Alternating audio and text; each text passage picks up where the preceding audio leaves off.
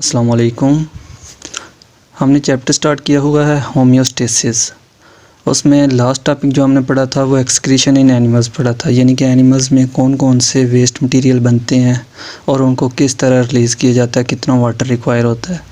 आज उससे next topic है एक्सक्रीशन इन रिप्रेजेंटेटिव एनिमल्स, यानी कि चंद एक हम एनिमल्स जो कि फाइलम्स के रिप्रेजेंटेटिव हैं उनको सेलेक्ट करेंगे और फिर उनमें एक्सक्रीशन का प्रोसेस देखेंगे। आज के टॉपिक में हम सिर्फ इनवर्टिब्रेट एनिमल्स को देखेंगे। जो वर्टिब्रेट्स हैं वो नेक्स्ट टॉपिक में देखेंगे कि वो कौन से मटीरियल रिलीज़ करते हैं और किस तरह करते हैं। तो स्टार्ट करते हैं। सबसे पहला एनिमल है जो कि सबसे सिंपल भी है, एक्सक्रीशन इन हाइड्रा। हाइड्रा एक एक्वेटिक एनिमल्स है, डिप्लोब्लास्टिक है, यानी कि इसकी बॉडी के इर्द गिर्द 2 लेयर्स होती हैं, इसलिए ये सिंपल एनिमल है और इसमें सारे के सारे सिस्टम जो होते हैं वो सिंपल होते हैं। जैसा कि फर्स्ट ईयर में हमने इसमें डाइजेशन का प्रोसेस पढ़ा था, यानी कि इसके सेंटर में जो डायग्राम अगर आप देखें तो ग्रीन कलर की बॉडी कैविटी है जो कि उसके मेन बॉडी सिलोम है, गैस्ट्रोवेस्कुलर कैविटी भी कहते हैं। इस जगह पे डाइजेशन वगैरह का प्रोसेस सारे फंक्शन परफॉर्म होते हैं और उसके साइडों पे बॉडी की 3 लेयर्स होती हैं, जिसमें से जो ब्लू कलर की दिखाई गई है वो एक्टोडर्म है। उसके इनर साइड पे जो येलो कलर की दिखाई गई है वो एंडोडर्म है। ये सेल्स की बनी हुई लेयर्स होती हैं, लेकिन इन दोनों के सेंटर में एक ए सेलुलर मटेरियल होता है जिसको कहते हैं मेसोग्लिया। यही इसकी बॉडी लेयर बनाती है और सेंटर में कैविटी होती है। इसके अलावा इसमें एज सच ज़्यादा ऑर्गन या फिर सिस्टम्स प्रेजेंट नहीं होते, इसलिए इसको हम सिंपल एनिमल भी कहते हैं। तो जब इसकी गैस्ट्रोवेस्कुलर कैविटी में जो कि ग्रीन कलर की शो की गई है डाइजेशन का प्रोसेस होगा तो उधर से जो न्यूट्रिएंट्स वगैरह हैं वो अब्जॉर्ब होंगे इसकी वॉल में, जहाँ पे मेटाबॉलिज्म का प्रोसेस होगा और मेटाबॉलिज्म के बाद जितने भी वेस्ट प्रोडक्ट्स होंगे वो डायरेक्ट इसकी बॉडी सरफेस से बाहर एनवायरनमेंट में रिलीज़ कर दिए जाएंगे। यानी कि सिंपल एक्सक्रीटरी सिस्टम है कि डायरेक्ट डिफ्यूजन के ज़रिए ही हायर कंसंट्रेशन से लोअर कंसंट्रेशन, क्योंकि इसके सेल्स में कंसंट्रेशन हाई होगी, बाहर इन्वायरमेंट में साल्ट कम होंगे तो ईज़िली उसको एक्सक्रीट कर दिया जाएगा।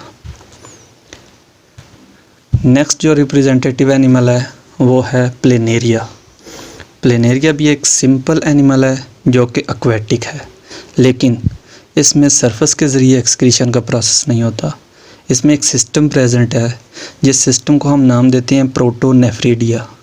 अब प्रोटोनेफ्रिडिया है क्या? जैसे इस एनिमल में अगर हम देखें तो इसकी बॉडी के दोनों साइडों पे 2 ट्यूब्यूलर स्ट्रक्चर नज़र आ रहे हैं, एक अपर साइड पे एक लोअर साइड पे, यानी कि राइट और लेफ़्ट साइड पे। ये इसका एक्सक्रीटरी सिस्टम है, इसको कलेक्टिवली प्रोटोनेफ्रिडिया का नाम दिया जाता है। ये एक सिंपल ट्यूब है, इनके ट्यूब्यूलर सैक है जो कि बाहर की साइड पे पोर्स के ज़रिए ओपन होती है, लेकिन बॉडी की इनर साइड पे इसके कोई भी पोर नहीं होता, किसी किस्म का सुराख नहीं होता। पहले इसके पार्ट्स देख लेते हैं फिर सिस्टम देखते हैं। नेक्स्ट इसका जो पार्ट होता है वो फ्लेम सेल्स होते हैं। फ्लेम सेल्स इस प्रोटोनेफ्रिडिया के इनर साइड पे जो सेल्स होते हैं उनको फ्लेम सेल्स कहते हैं।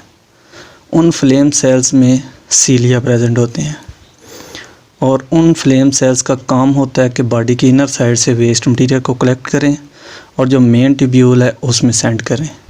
अब मेन ट्यूब्यूल को हम क्या कहते हैं? Excretory ducts.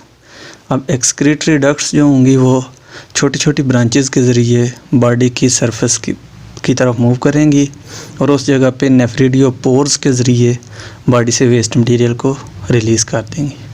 ये सिंपल सा इसका मैकेनिज़्म है। अब थोड़ा देख लेते हैं कि फ्लेम सेल किस तरह फंक्शन करते हैं। जो लोअर प्रोटोनेफ्रिडिया है उसमें से थोड़ा सा पोर्शन जूम करके दिखाया गया है। उसमें अगर हम देखें तो एक फ्लेम सेल दिखाया गया है, दूसरी साइड पे एक एक्सक्रीटरी पोर दिखाया गया है। फ्लेम सेल के टॉप पे न्यूक्लियस होता है, न्यूक्लियस के साथ ही नीचे वाली साइड पे एक टफ सीलिया होता है। इनके सीलिया का एक गुच्छा होता है, वो क्या करता है?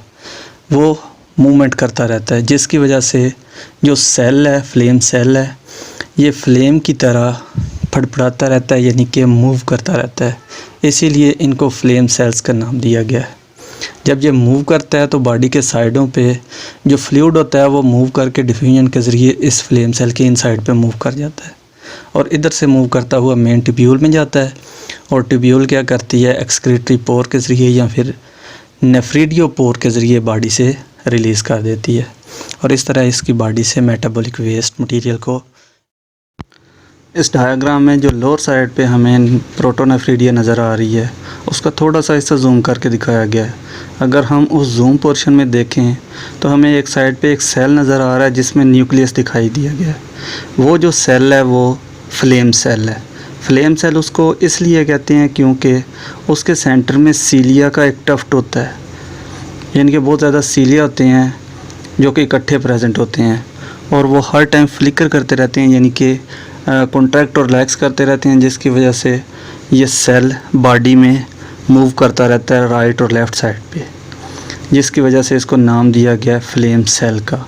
जब ये मूव करता है राइट और लेफ़्ट साइड पे तो साइडों से जो फ्लूइड मूवमेंट होता है उसकी मूवमेंट होती है फ्लूइड मटेरियल की और वो मूव कर जाता है ऑस्मोसिस के ज़रिए उस सेल में और सेल से ट्यूब्यूल में और ट्यूब्यूल से मूव करता हुआ एक्सक्रीटरी पोर या फिर नेफ्रीडियो पोर के ज़रिए वो प्लेनेरिया की बॉडी से एलिमिनेट हो जाता है। इसी तरह जो नेक्स्ट एनिमल है वो है अर्थवर्म। अर्थवर्म भी एक इनवर्टिब्रेट है। ये सेगमेंटेड एनिमल है, यानी कि इसकी बॉडी के बहुत ज़्यादा सेगमेंट होते हैं और हर सेगमेंट में एक पेयर होता है एक्सक्रीटरी ऑर्गन्स का, एक्सक्रीटरी सिस्टम का, और इसके एक्सक्रीटरी सिस्टम को हम कहते हैं मेटानेफ्रीडिया। जैसा कि डायग्राम में दिखाया गया ऊपर वाली में क्रॉस सेक्शन, तो दोनों साइडों पे हमें एक एक सिस्टम नज़र आ रहा है जो कि बॉडी से वेस्ट मटेरियल रिलीज़ करने के लिए इस्तेमाल होता है। अब इसमें भी प्रोटोनेफ्रीडिया की तरह सेम ही सिस्टम है लेकिन थोड़ा डिफरेंट है। मेटानेफ्रीडिया अगर हम एक को देखें कि उसमें कौन कौन से पार्ट्स हैं, वो कैसे फंक्शन करते हैं, तो जो लोअर साइड पे डायग्राम है उसमें हम देखते हैं कि नेफ्रीडियोस्टोम क्या है। नेफ्रीडियोस्टोम वो पोर है जिसके ज़रिए से वेस्ट मटेरियल मेटानेफ्रीडिया में इंटर होता है। लोअर डायग्राम में funnel coelomic fluid with waste enters here, जिस जगह पे लिखा हुआ है ये वो पॉइंट है जिसको हम नेफ्रीडियोस्टोम कहते हैं। इससे वेस्ट मटेरियल इस ट्यूब्यूल में इंटर होगा। अर्थवर्म की एक ये प्रॉपर्टी है कि जिस सेगमेंट में ये सिस्टम प्रेजेंट है वो उसका वेस्ट मटेरियल रिमूव नहीं करेगा, बल्कि उससे जो लीडिंग होगा, उससे पहले वाला सेगमेंट होगा, उसमें से वेस्ट मटेरियल को ये रिमूव करेगा। जैसे डायग्राम में दिखाया गया सारा सिस्टम एक सेगमेंट में है, लेकिन उसका जो नेफ्रीडियोस्टोम है जिसने वेस्ट कलेक्ट करना है वो दूसरे सेगमेंट में है। जैसे वो कलेक्ट करेगा वो मूव कर जाएगा सारे का सारा वेस्ट मटेरियल ट्यूब्यूल में, जो कि ग्रीन कलर की दिखाई गई हैं। बहुत लेंथी ट्यूब्यूल होती हैं। अब जब इस ट्यूब्यूल में मूव कर रहा होता है फ्लूइड तो उसमें से वेस्ट मटेरियल तो उधर ही रहते हैं, लेकिन जो वाटर और न्यूट्रिएंट्स साल्ट्स वगैरह एक्स्ट्रा अब्ज़ॉर्ब हो गए होते हैं उनको रीअब्ज़ॉर्ब कर लिया जाता है कैपिलरी नेटवर्क में। उन ग्रीन के इर्द गिर्द हमें रेड कलर की कैपिलरीज नज़र आ रही हैं। अब वाटर और साल्ट्स वगैरह को वापस अपटेक कर लिया जाएगा बॉडी में ताकि वो बॉडी से रिलीज़ ना हो और कंसनट्रेटेड फॉर्म में जो वेस्ट मटेरियल होगा उसको ब्लैडर में स्टोर कर दिया जाएगा और फिर विद टाइम उसको ब्लैडर से रिमूव कर दिया जाएगा थ्रू नेफ्रीडियो पोर्स। नेफ्रीडियो पोर क्या है? वो पोर है जिसके ज़रिए बॉडी से वेस्ट मटेरियल को रिमूव किया जाता है।